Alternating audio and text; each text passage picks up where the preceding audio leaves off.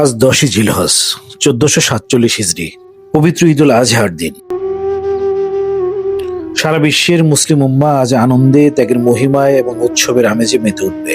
কিন্তু আমাদের পরিবারের জন্য এবার ঈদুল আজহা এক ভিন্ন বাস্তবতার নাম। কারণ গত 25শে এপ্রিল আমাদের পরিবারের সবচেয়ে প্রিয় মানুষটি, আমাদের বাবা, আমাদের ছেড়ে তার আসল গন্তব্যে পাড়ি জমিয়েছেন। যে মানুষটি প্রতিটি ঈদে পরিবারের সবাইকে এক সুতে গেঁথে রাখতেন, আজ তিনি আমাদের মাঝে নেই। প্রতিবার ঈদের সকালে বাবার ডাকে ঘুম ভাঙতো আমাদের। নামাজে যাওয়ার প্রস্তুতি, সময়ের আগে ঈদগাহে পৌঁছানো, সবকিছুই বাবার নির্দেশে হতো। কিন্তু আজ সেই পরিচিত কণ্ঠস্বর, সেই স্নেহময় উপস্থিতি আর নেই। এই বাড়ির প্রতিটি কোণ, প্রতিটি স্মৃতি যেন তার অনুপস্থিতির কথাই মনে করে দিচ্ছে। আজ আমরা উপলব্ধি করছি একজন বাবার ভালোবাসা, ছায়া এবং উপস্থিতি কতটা মূল্যবান। তবু আমরা বিশ্বাস করি মৃত্যু কোনো সমাপ্তি নয়, এটি এক অনন্ত যাত্রার শুরু। তাই আজকের এই পবিত্র দিনে আমরা মহান আল্লাহর কাছে দোয়া করি, তিনি যেন আমার আব্বাকে ক্ষমা করে দেন এবং তাকে জান্নাতুল ফেরদৌসের সর্বোচ্চ মর্যাদা দান করেন।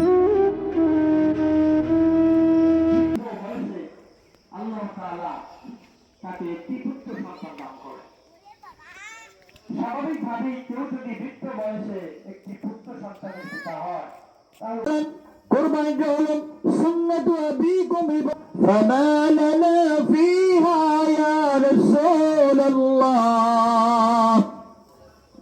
সাহাবায়ে কেরাম জিজ্ঞাসা করল, ইয়া রাসূলুল্লাহ, ইয়া হাবিবাল্লাহ, বুঝলাম কোরবানিটা মুসলিম জাতির পিতা ইব্রাহিম আলাইহিস সালামের সুন্নাত, ইব্রাহিম আলাইহিস সালামের আদর্শ। এখন আপনার কাছে আমাদের প্রশ্ন হলো রাসূলুল্লাহ, কুরবানি যদি আমরা দিয়ে থাকি, কুরবানি দিয়ে থাকলে আমাদের জন্য কি সওয়াব রয়েছে, কি রয়েছে? ক্বালা বিকুল্লি শাআরাতিন হাসানাহ। আল্লাহর হাবিব রাহমাতুল লিল আলামিন বলেন, ওয়া ولكن يناله التقوى منكم. الله أكبر الله أكبر لا إله إلا الله الله أكبر الله أكبر ولله الحمد. جاء في الحديث الشريف قال من إحراق الدم الله أكبر لا إله إلا الله الله أكبر لله الحمد.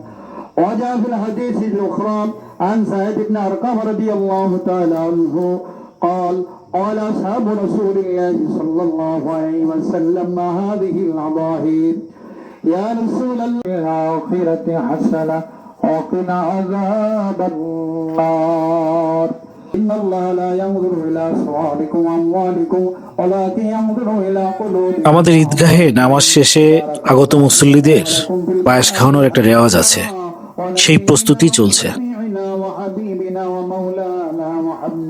صلى الله عليه وعلى آله وأصحابه وبارك وسلم.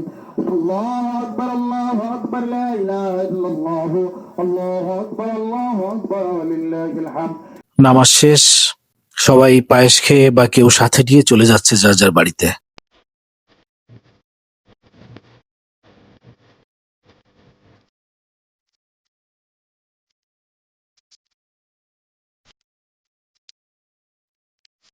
এবার আমাদের পরিবার থেকে এই গরুটি কোরবানি দেওয়া হচ্ছে।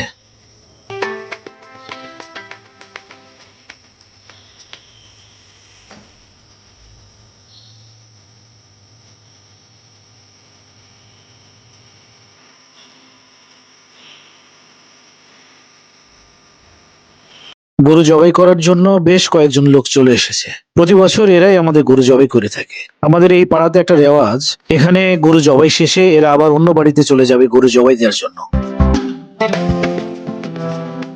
সবগুলো গরু জবাই শেষে এরা বিভিন্ন দলে ভাগ হয়ে এক একটা গরু বানানোর কাজে লেগে পড়বে।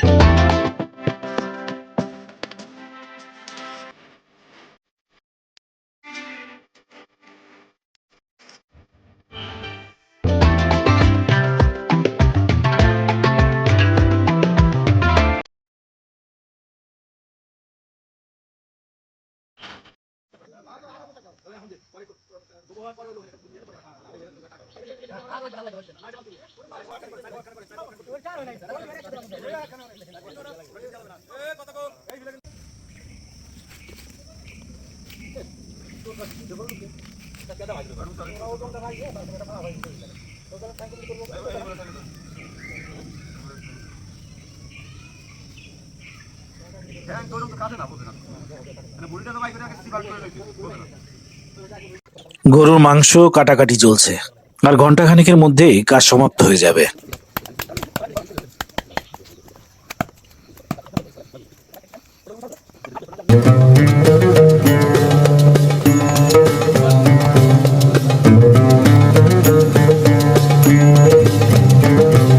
এরপরে আত্মীয় স্বজন, পাড়া প্রতিবেশী, গরিব দুঃখীর মাঝে মাংস বিলাতে হবে। প্রিয় দর্শক, আজ এ পর্যন্তই। আপনারা ভালো থাকবেন, সুস্থ থাকবেন। খোদা হাফেজ।